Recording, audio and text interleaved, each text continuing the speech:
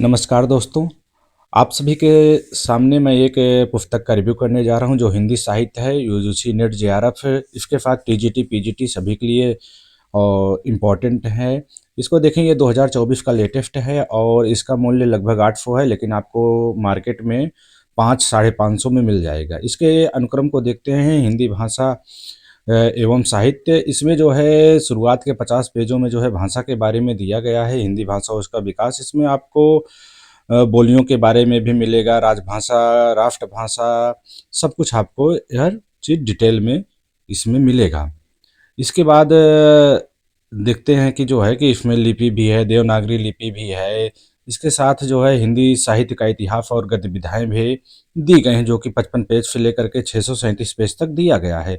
इस किताब का एक इम्पोर्टेंट ये है बच्चों कि जो हिंदी साहित्य का इतिहास रामचंद्र शुक्ल का होता है, वह भी इसमें जो है मेन पॉइंटों को दिया गया है। भक्ति काल में देखते हैं कि जो कि 97 से 180 पेज में दिया गया है। भक्ति काल में भी आचार्य रामचंद्र शुक्ल की किताब का कोटेशन, जो मेन इम्पोर्टेंट चीज़ें हैं वह दिया गया है।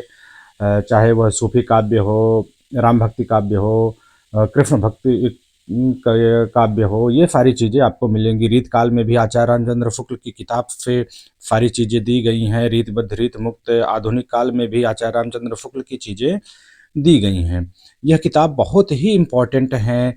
गद्य में हम देखते हैं कि गद्य में भी आचार्य शुक्ल की किताबों के बारे में डिटेल में दिया गया है। 220 पेज से लेकर के 312 पेज तक की चीज़ें दी गई हैं। भारतेंदु द्विवेदी युग, प्रगतिवाद, प्रयोगवाद, नई कविता, नवगीत, हिंदी गज़ल तक की भी चीज़ें इसमें हमें देखने को मिलती हैं। इसके साथ ही यह भी देखते हैं कि दलित काव्य भी है, अन्य कविताएं भी इसमें मिलेगा। आधुनिक काल में जैसे आचार्य रामचंद्र शुक्ल की किताब, आचार्य रामचंद्र शुक्ल के इतिहास में हम देखते हैं कि प्रथम उत्थान, द्वितीय उत्थान, तृतीय उत्थान, इसके अलावा जो है उपन्यास के बारे में भी सब कुछ दिया गया है। मनोविश्लेषणवादी उपन्यासकार, महिला उपन्यासकार, प्रेमचंद, सब कुछ इस किताब में आपको मिलेगा। इसके बाद हम कहानी को देखते हैं। 406 पेज से 445 पेज तक, लगभग 40 पेज हम मान सकते हैं। सारी चीज़ें हिंदी दलित कहानी है, महिला कहानी है, प्रेमचंद युग की कहानियाँ हैं, प्रसाद युग की कहानियाँ हैं, सब कुछ इसमें आपको अच्छे से मिलेगा। इसके बाद हमें नाटक को देखते हैं, जो कि 446 पेज से 496 पेज तक दिया गया है। हर एक छोटी छोटी चीज़ों को इस किताब में संग्रहित किया गया है। काफ़ी इम्पोर्टेंट है। मैं काफ़ी हद तक इस किताब को पढ़ लिया हूँ और मुझे काफ़ी ये किताब अच्छी लगी। निबंध में भी इसमें देख सकते हैं कि 497 पेज से 523 पेज तक दिया गया है। आलोचना भी दी गई है। सब कुछ इसमें आपको अच्छे से मिलेगा। हिंदी की गद्य विधाएँ भी दी गई हैं, वह चाहे आत्मकथा, जीवनी, यात्रा, साहित्य संस्मरण, सब कुछ इसमें आपको छोटी-छोटी चीज़ें अच्छे से मिलेगा। प्रवासी साहित्य भी दिया गया है। हिंदी पत्रकारिता भी इसमें आपको मिलेगा। हिंदी पत्रकारिता में हमें देखते हैं कि भारतेंदु युगीन पत्रकारिता, द्विवेदी युगीन पत्रकारिता, हर एक युग की पत्रकारिताओं को भी दिया गया है। विविध में भी हिंदी में सर्वप्रथम क्या है, विश्व हिंदी सम्मेलन, पुरस्कार, सम्मान, रचनाओं का क्रम, नवीन प्रश्नों का इसमें प्रारूप भी सब कुछ संग्रहित किया गया है। इसके साथ हम देखते हैं कि साहित्य शास्त्र में, जो कि 638 से 719 पेज तक है, भारतीय काव्य शास्त्र के बारे में भी दिया गया है। जो छोटी छोटी चीज़ें टीजीटी, पीजीटी, असिस्टेंट प्रोफेसर में पूछी जाती हैं काव्य शास्त्र से, काव्य हेतु है, काव्य लक्षण है, प्रयोजन है, रस संप्रदाय है, रस निष्पत्ति है, अलंकार है, काव्य दोष है, शब्द शक्तियाँ हैं, ये सब आपको देखने को मिलेगा। यह किताब हमारे लिए बहुत ही इम्पोर्टेंट है। इसमें पाश्चात्य काव्यशास्त्र को भी दिया गया है। अरस्तु, प्लेटो, लोंजाइनस, मैथ्यू आर्नोल्ड, इलियट, ये सब आपको एक अच्छे क्रम में एग्जाम के दृष्टिकोण से चीज़ों को संग्रहित किया गया है। इधर हम देखते हैं कि नई समीक्षावाद, संरचनावाद, मिथक, फैटेंसी, बिंब, ये सब चीज़ें क्या होता है कि इंटरव्यू में खास करके पूछ ली जाती हैं कई बार। वैचारिक पृष्ठभूमि में हिंदी नवजागरण क्या है, गांधी दर्शन क्या है, अंबेडकर दर्शन क्या है, लोहिया दर्शन क्या है, मार्क्सवाद क्या है, यह सब इसमें आपको देखने को मिलेगा। आदिवासी विमर्श, नया विमर्श चल गया है, दलित विमर्श, स्त्री विमर्श, सबको दिया गया है। आगे इस किताब में हम देखते हैं कि आखिर इस किताब के अंदर क्या है, तो हम भाषा को लेकर के देखते हैं कि इसमें सारी चीज़ें दी गई हैं। मेन मेन चीज़ों को भी इसमें एक अंडरलाइन के रूप में दिया गया है या फिर बोल्ड में करके दे दिया जाता है, तो यह काफ़ी अच्छा है हमारे लिए।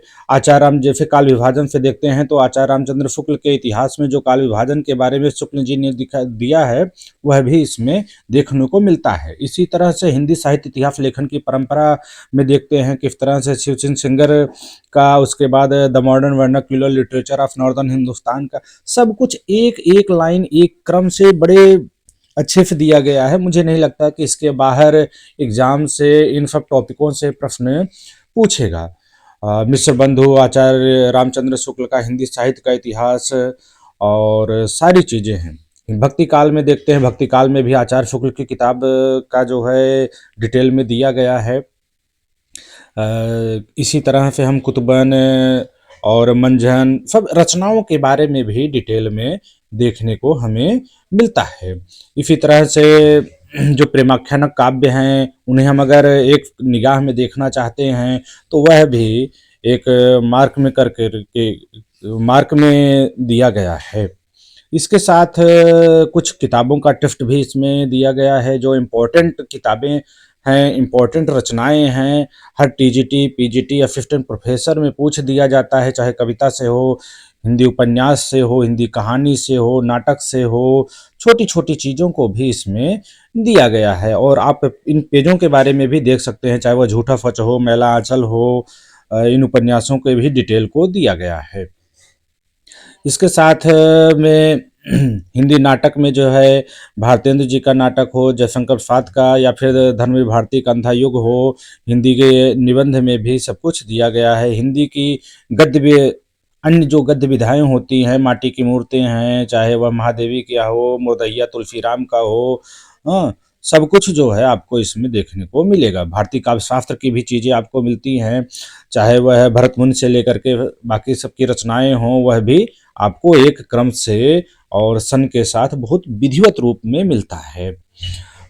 जो लक्षण दिए गए हैं, चाहे वह रीतकालीन आचार्यों द्वारा दिए गए लक्षण हों या फिर भारतीय या फिर पाश्चात्य साहित्यकारों द्वारा लक्षण दिए गए हैं, वह भी सब दिया गया है। इसके अलावा जो टेक्स्ट बुक की किताबें हैं, उनके डिटेल को भी, देवरानी जेठानी की कहानी, प्रमुख पात्र क्या हैं, और उसके डिटेल मेन मेन पॉइंटों को भी इसमें संग्रहित किया गया है।